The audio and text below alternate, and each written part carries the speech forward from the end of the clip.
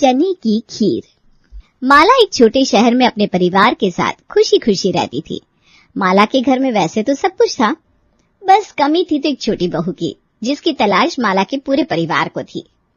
चित्रा बहू, मैंने एक बात सोची है। जी माँ जी, कहिए। अब हमारे घर में सब कुछ है, लेकिन एक चीज की कमी अब भी बनी हुई है। क्या बात है सासू माँ, आपको क्या कमी महसूस हो रही है? अरे बहू, अब सूरज की भी शादी हो जानी चाहिए ना। हाँ सासू माँ, मेरे भी दिल में ये ख्याल तो था।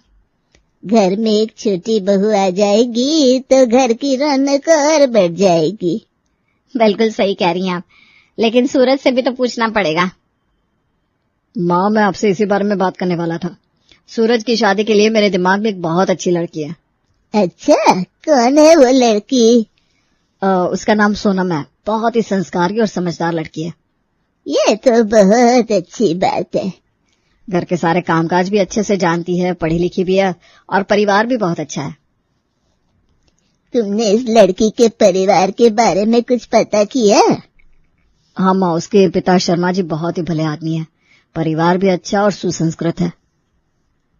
अरे तो फिर देर किस बात की, हमें जाकर शर्मा जी से मिलना चाहिए और हमें इस रिश्ते की बात को आगे बढ़ानी चाहिए।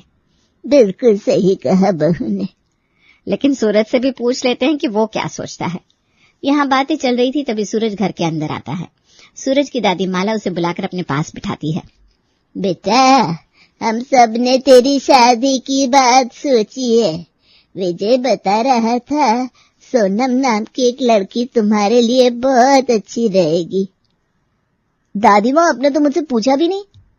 अरे बेटा, माँ बाप का भी तो फर्ज होता है अपने बच्चों के लिए अच्छा सोचे। बिल्कुल, और वैसे भी सूरज, मैंने सोनम को देखा है। बहुत ही समझदार और घर को अच्छे से संभालने वाली लड़की है। अगर आप सबको सही लगता है तो मुझे कोई दिक्कत नहीं है। तो फिर पक्का हमें शर्मा जी से मिलकर बात कर लेनी चाहिए। हाँ दादी माँ, आप सब जो भी फैसला करेंगे मुझे मंजूर होगा। तो फिर हमें जल्दी से इस रिश्ते की बात आगे बढ़ानी चाहिए। ठीक है, मैं कल ही विजय के साथ शर्मा जी से मिलने का समय ले लेती हूँ। अगले दिन माला, विजय और चित्रा शर्मा जी के घर जाते हैं। शर्मा जी और उनकी पत्नी अनीता उनका स्वागत करते हैं। अरे माला जी, कैसे आना हुआ?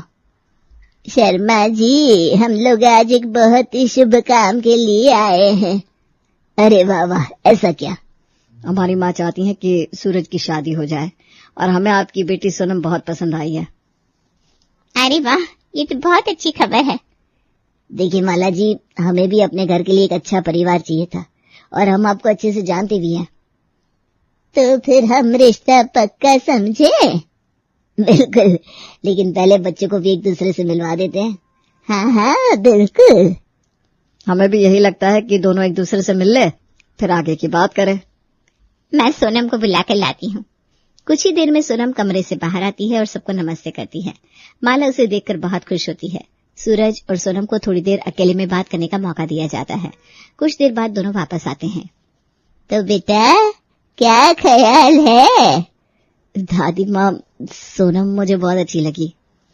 जी, मुझे भी कोई आपत्ति नहीं है। तो फिर ये रिश्ता पक्का समझे? बिल्कुल, अब हमें शादी की तैयारियां शुरू कर देनी चाहिए। सूरज और सोनम की शादी तय हो जाती है और पूरे परिवार में खुशियों का माहौल छा जाता है। शादी के बाद सोनम को अपनी ननद काजल और जेठानी सुमन से एक नए रिवाज का पता चलता है।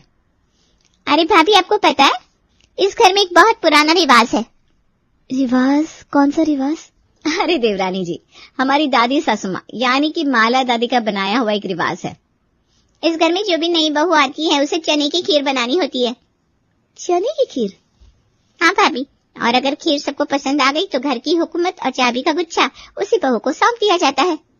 सच में? हाँ हाँ, लेकिन मजे की बात यह है कि अभी तक हमारी दादी सास के अलावा कोई भी ये रिवाज पास नहीं कर पाया है। हाँ बहू, तभी तो अभी तक हुकूमत उन्हीं के हाथ में है। मतलब अगर तुम्हारी खीर सबसे स्वादिष्ट बनी तो दादी की हुकूमत खत्म और तुम्हारी शुरू। अरे, ये तो बड़ा भारी जिम्मेदारी वाला काम है। अगर मैं फेल हो गई तो फिर अगले कई साल तक बस पहले दादी की हुकूमत में और फिर माँ जी की और फिर अपनी जेठानी यानी कि मेरी हुकूमत में रहना पड़ेगा। और ये भी सुन लो, अगर खीर अच्छी नहीं बनी तो पूरे घर में ऐलान कर दिया जाएगा कि नई बहू खाना बनाना नहीं जानती। अरे बाप रे, ये तो खतरे की घंटी है। वैसे भी आज तक कोई भी बहू तुम्हारी दादी सास से ये हुकूमत छीन नहीं पाई है। सुनो बहू, ये सिर्फ एक रिवाज नहीं है, इसमें हार जीत से ज्यादा जरूरी है कि खीर अच्छी बने, और ये इस घर की परंपरा है जो हमने सालों से निभाई है। पर दादी सास, अगर मुझे घर की चाबियां ही नहीं चाहिए तो? चाहिए होगी तो भी मुझसे लेना मुश्किल नहीं, नामुमकिन है। देखो देवरानी जी, खीर तो बनानी ही पड़ेगी। ठीक है, तो फिर मैं इस चुनौती के लिए तैयार हूँ, लेकिन पहले मुझे ये तो बताओ चने की खीर बनती कैसे है? अच्छा सोनम, तुमने कभी चने की खीर नहीं बनाई? नहीं दादी सास, पर आप चिंता मत करिए, मैं बना लूंगी।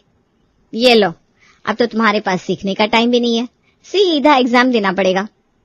हाँ भाभी, बिना रिहर्सल के सीधे शो में एंट्री होगी। कोई बात नहीं, अगर खीर अच्छी बनी तो बढ़िया, वरना आप सब तो अपनी ही हो, आपकी हुकूमत में रह लूंगी। सब हंसते हैं और सोनम खीर बनाने की तैयारी में जुट जाती है। अगले दिन सुबह सुबह जब सोनम चने की खीर चढ़ाती है तो अचानक से सिलेंडर की गैस खत्म हो जाती है। सोनम परेशान होकर अपनी सासू माँ चित्रा को सारी बात बताती है। माँ जी, बड़ी मुश्किल हो गई। अरे क्या हुआ बहू, इतनी सुबह सुबह परेशान क्यों हो? माँ जी, मैं खीर चढ़ा रही थी लेकिन अचानक से सिलेंडर की गैस खत्म हो गई, अब क्या करूं? सब लोग खीर का इंतजार कर रहे हैं। अरे हाय राम, इतनी सुबह सुबह गैस का इंतजाम तो नहीं हो सकता। अब क्या करें माँ जी, अगर खीर नहीं बनी तो पूरी रस्म अधूरी रह जाएगी ना। देखो सोनम, परेशान होने से कुछ नहीं होगा। हमारे जमाने में जब सिलेंडर नहीं था तब चूल्हे पर ही तो खाना बनता था। चूल्हे पर? हाँ, हमारे घर के बगीचे में एक पुराना चूल्हा रखा है, अगर तुम चाहो तो थोड़ी मेहनत करके वहीं पर खीर बना सकती हो। ये तो बहुत अच्छी बात है। माँ जी आप चलिए, मुझे चूल्हा दिखा दीजिए। वाह बहू, तुम्हारी हिम्मत देखकर बहुत अच्छा लग रहा है। चित्रा और सोनम बगीचे में जाती हैं। चित्रा पुराने चूल्हे से राख हटाती है और सोनम को लकड़ियां लाने को कहती है। सोनम मेहनत करके लकड़ियां लाकर चूल्हे को जला लेती है। देखो बहू, तुम्हें थोड़े उपले और थोड़ा सूखा घास भी लगाना होगा ताकि आग जल्दी पकड़ ले। समझ गई माँ जी, आप बस देखिए मैं अब सब कैसे कर लेती हूँ। सोनम लकड़ियां लगाती है और माचिस से आग जलाने की कोशिश करती है। 2-3 बार कोशिश करने के बाद आखिरकार चूल्हे में आग जल जाती है। शाबाश बहू, पहली बार में ही इतना अच्छा कर लिया। अब खीर का भगोना रख दो। माँ जी, अब आप जाकर नहा लीजिए, तब तक मैं खीर बनाकर तैयार करती हूँ। सोनम भगोना चूल्हे पर रख देती है और धीरे धीरे खीर पकने लगती है। सुबह ज्यादा हो जाती है और सुमन और काजल भी आंगन में आ जाती हैं और सोनम को चूल्हे पर खीर बनाते देख चौंक जाती हैं। अरे सोनम, ये क्या कर रही हो? चूल्हे पर खीर? भाभी, हम तो बस मजाक कर रहे थे, तुमने तो सच में चुनौती को जीतने की ठान ली। अरे भाई, जब खीर बनाने की ठानी है तो कैसे भी बनाकर ही दम लूंगी। अच्छा, तो अब तो पक्का हुकूमत तुम्हारे हाथ में आने वाली है। अभी मैं हुकूमत का नहीं, खीर का सोच रही हूँ। थोड़ा ध्यान देना होगा वरना खीर जल न जाए। धीरे धीरे खीर पकने लगती है और उसकी खुशबू पूरे घर में फैल जाती है। माला भी आंगन में आकर देखती है और हैरान रह जाती है। अरे बहू, ये क्या हो रहा है? माँ जी, गैस खत्म हो गई थी तो सोनम ने चूल्हे पर खीर बनाने का फैसला किया। वाह बहू, तुमने तो हमें पुराने जमाने की याद दिला दी, पर इस पे अच्छी खीर बनाना इतना आसान नहीं जितना तुम्हें लगता है। शुक्रिया दादी सास, पर अब तो खीर तैयार है, बस थोड़ी देर में परोस देती हूँ, फिर फैसला तो हो ही जाएगा। थोड़ी देर बाद सोनम खीर को परोसने के लिए तैयार हो जाती है। पूरा परिवार खाने की टेबल पर बैठता है और सोनम खीर का पतीला हटाकर अपने पति सूरज को देती है। सूरज खीर का पतीला खाने की टेबल पर रख देता है। माला धीरे धीरे पतीले का ढक्कन हटाती है और देखते ही चौंक जाती है, पतीले में खीर तो थी ही नहीं।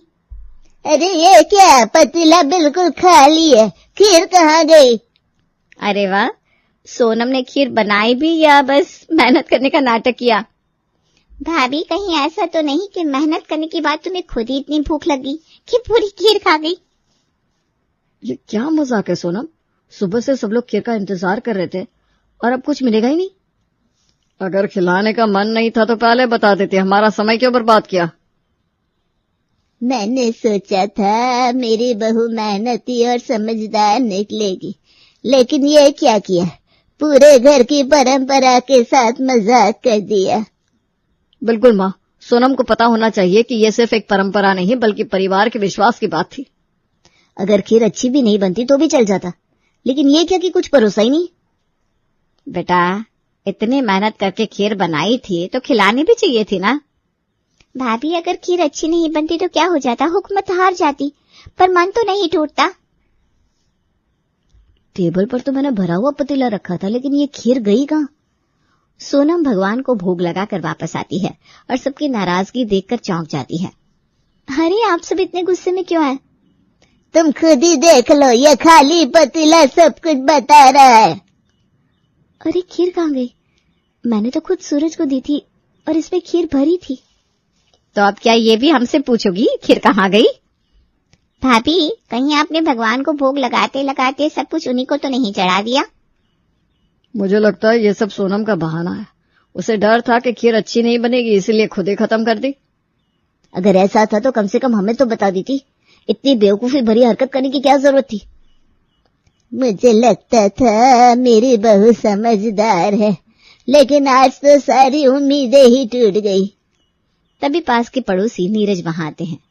हाँ जी, तो इस घर की परंपरा के अनुसार अब तक तो खीर बन गई होगी। खीर का तो पता नहीं, लेकिन हमारी छोटी बहू ने हमें अच्छा बेवकूफ बना दिया।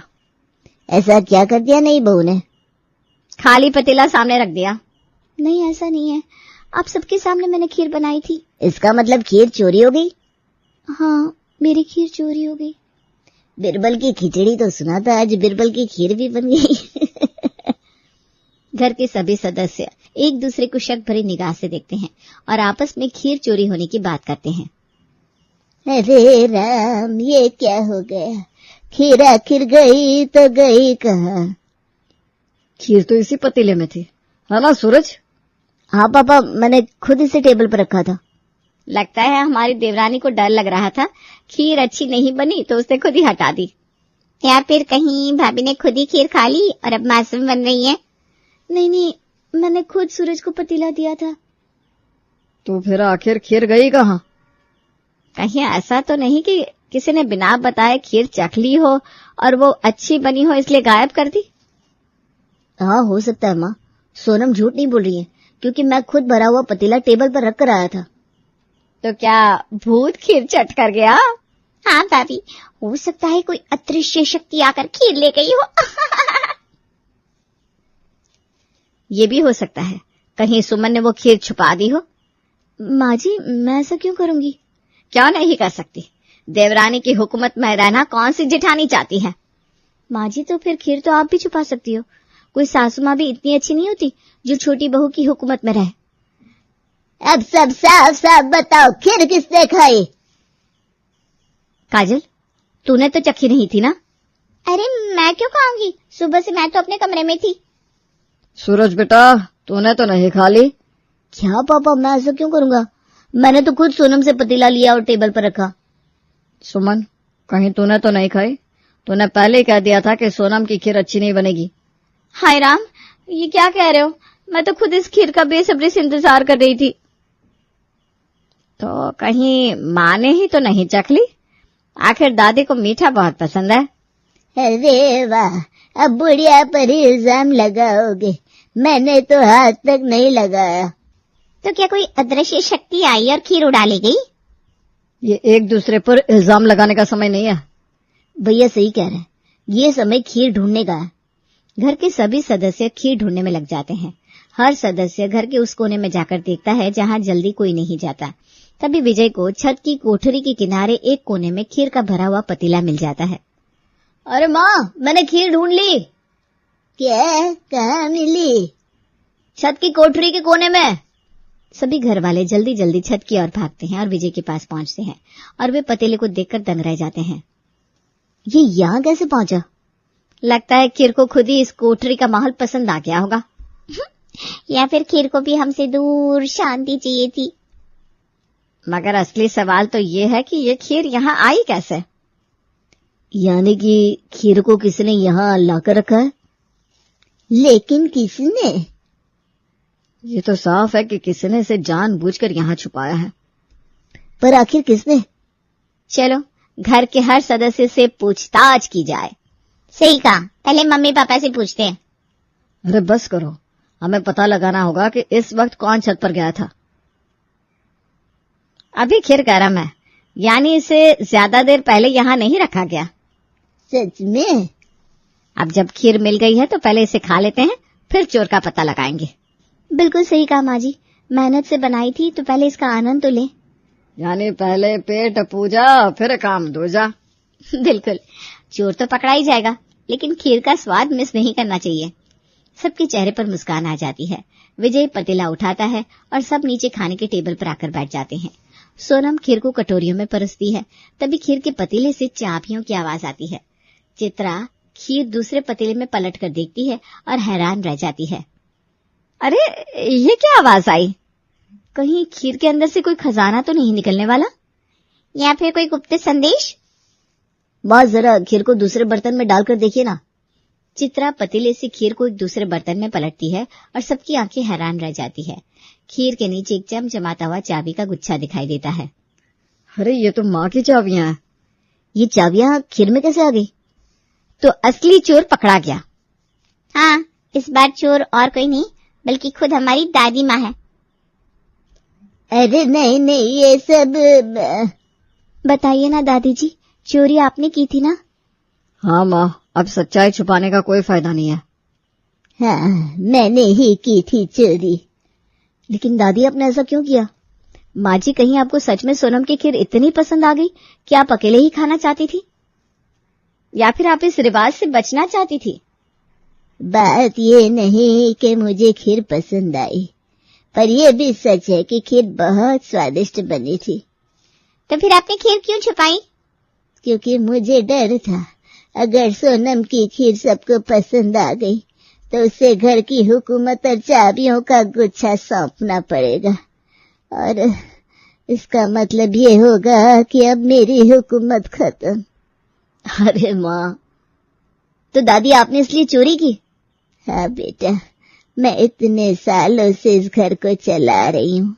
हर छोटा बड़ा फैसला मैंने लिया है, लेकिन अगर सोनम को चाबियां मिल जाती तो मेरी जगह उसे मिल जाती।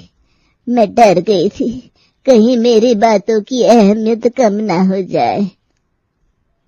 अरे दादी जी, घर की हुकूमत कोई चाबियों के गुच्छे से थोड़ी ना चलती है, वो तो आपके प्यार, अनुभव और समझदारी से चलती है। हाँ दादी, आपसे बड़ा कोई बॉस बन ही नहीं सकता। पूरा परिवार उनकी शरारत पर हंसने लगता है।